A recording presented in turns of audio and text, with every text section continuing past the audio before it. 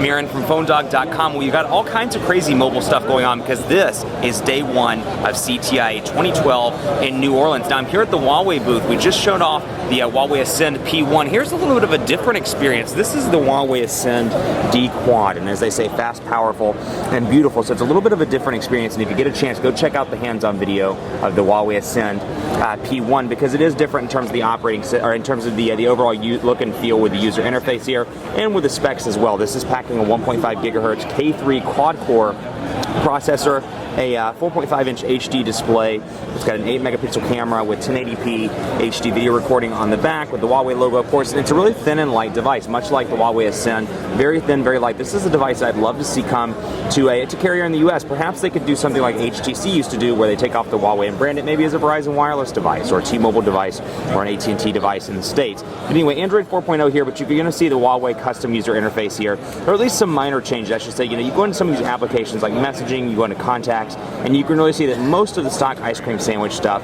is intact, but you're seeing some changes down here at the dock, and of course the user interface here in terms of the screens and the rotation. You can see a nice little carousel effect there as well. But dock down here at the bottom looks a little bit different with some kind of animated icons that you don't see. And you'll notice that when you press the applications button, it zooms up and loads in a little bit of a different manner than you would see on a stock ice cream sandwich. Shortcuts are here, which interestingly enough, even though the Ascend P1 had stock ice cream sandwich, this was a customization Huawei decided to make to it as well. But you're going to see Wi-Fi, Bluetooth, GPS, data switch, and auto rotate over here with your quick access to settings. But you got home, and then settings over here, so you can make some quick customizations to the individual look and feel of the menu. Now, you know, of course, this could be pre-production software. This is not necessarily final, but you can see a little bit of a lag there when moving between the two. You know, see how I press and hold and slide over, and it takes a second there to really recognize. That could be an issue on a final unit. But you're also seeing back home and then your menu button here, and you can see typical ice cream sandwich look and feel here with the menu button.